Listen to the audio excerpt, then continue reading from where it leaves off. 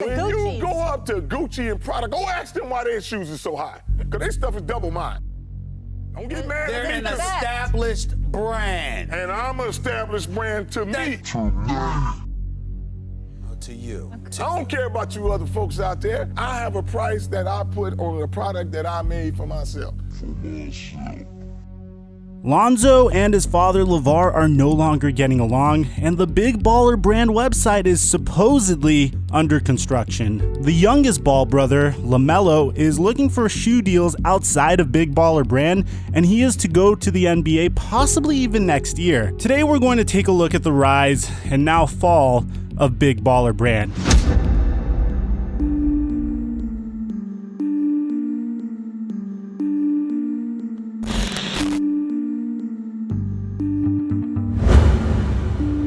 This video is sponsored by MyBookie. You know what my favorite part about this time of year is, guys? Sweater weather, leaves on the ground, and threes from downtown. That's right, for some it's fall season, but for the rest of us, it's ball season. Put those pumpkin spice lattes aside and grab a beer, because pro and college ball are tipping off, and there's no better way to feel a part of the action than to have a stake in the game with MyBookie.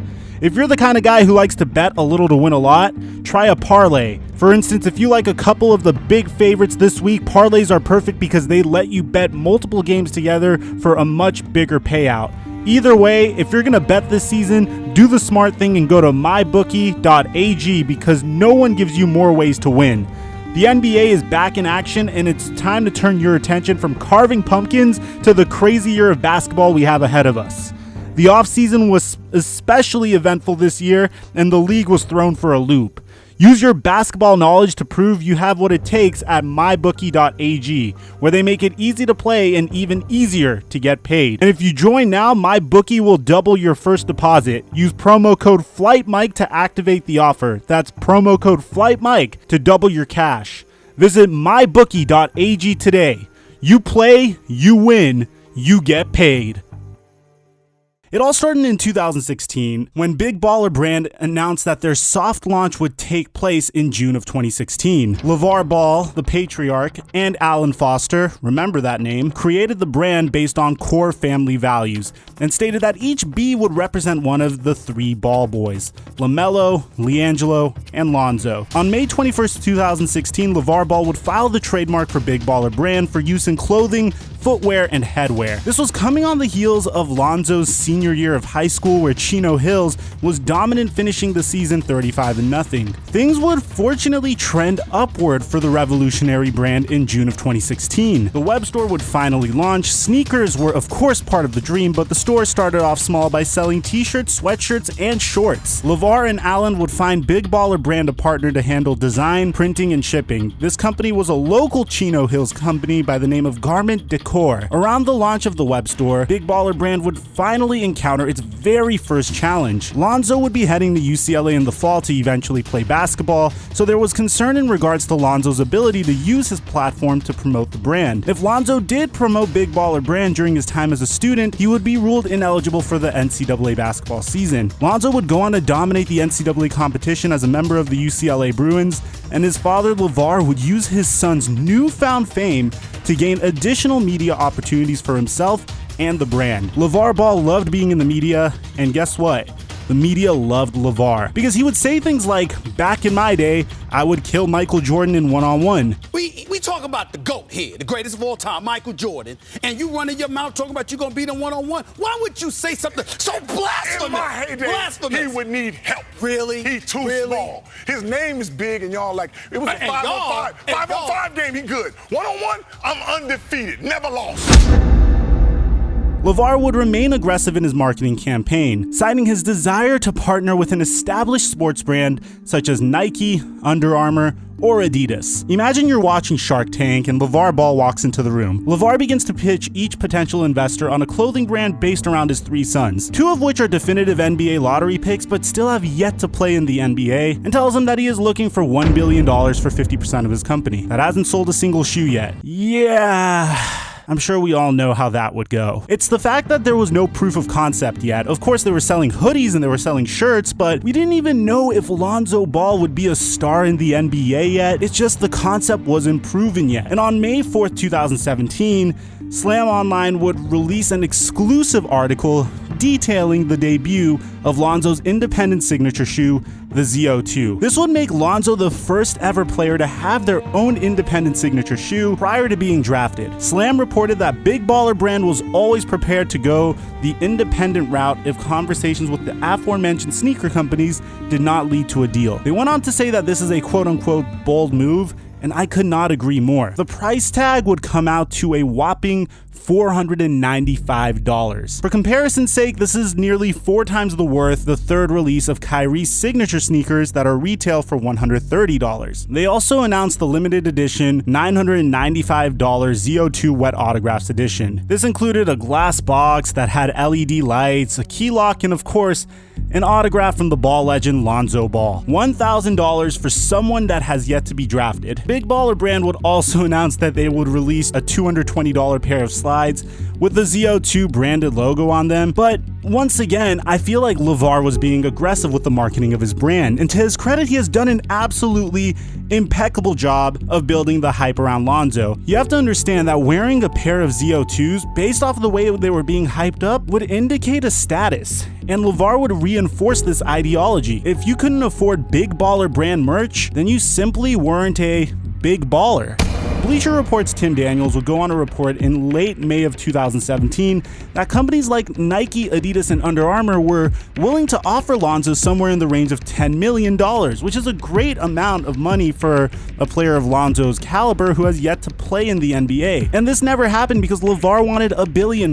So Lonzo Ball would get drafted by the Los Angeles Lakers and in July would make his Summer League debut. Of course, his play wasn't the top priority as to why people were focused on Lonzo. It was actually the Big Baller Brand shoes that Lonzo would don in his debut. Lonzo would rock the ZO2s in the first few games, but as the Summer League season continued, he would eventually swap out the ZO2s for a myriad of other sneakers from competing brands such as Nike, Under Armour, Jordan, and Adidas. Lonzo had a nice showing in Summer League, even though he sat out of the championship game. He averaged about 16 points, 9 assists, and 8 rebounds per contest. To wrap up the summer, Big Baller Brand would announce another signature sneaker, and this time it would be for the youngest brother, LaMelo Ball. No high school prospect has ever had their own independent signature shoe, and LaMelo would be the first with the MB1. The price tag would be cheaper than the ZO2, as it would come into retail as much more affordable at the price of $395. In late September, Big Baller Brand would officially partner with Brand Black to announce a re-release of the ZO2 Primes. The new shoe would be the ZO2 Prime Remix. The original shoe sold less than 1,000 pre-orders, which was way lower than LeVar Ball expected, and Big Baller Brand would offer a refund option for those who pre-ordered the original and did not want the remix. In November, UCLA would take a trip to China to play an exhibition match versus Georgia Tech. On November 8th, 2017, Cody Riley, Jalen Hill, and the middle ball brother LiAngelo were accused and arrested for stealing designer sunglasses from a Louis Vuitton store in Hangzhou. According to USA Today, the 3 kids stole sunglasses that were a value of $15, then went to H&M and stole a 5-pack of beaded bracelets that were a value of $6. All of it took place during the 90-minute free time that the UCLA men's team were given during their stay, and a few weeks later, Big Baller Brand would announce that the ZO2 Prime Remix was scheduled to ship to everyone that pre-ordered. Plans also came out for LiAngelo to get his own signature sneaker, but nothing would be unveiled until he was out of school. As a result of the incident in China, LiAngelo would be suspended indefinitely, and as reported by ESPN, LeVar's ongoing feud with Donald Trump over the China situation gave Big Baller Brand the advertising value equivalent of $13 million. So if you guys don't know what happened with Donald Trump and LeVar Ball, pretty much when LiAngelo got incarcerated in China, Donald Trump would actually act on LiAngelo's behalf, and LeVar wouldn't thank Trump for doing so. And we already know our president kind of has a little bit of a fragile ego, so there's this whole petty thing about LeVar Ball not thanking Donald Trump. I don't think LeVar really meant to do this intentionally. I think he was just not a Trump supporter, and this resulted in a CNN interview in which LeVar would promote Big Baller Brand numerous amounts of times, and this is how he got $13 million of advertising for free. Once again, another brilliant PR opportunity that LeVar capitalized on.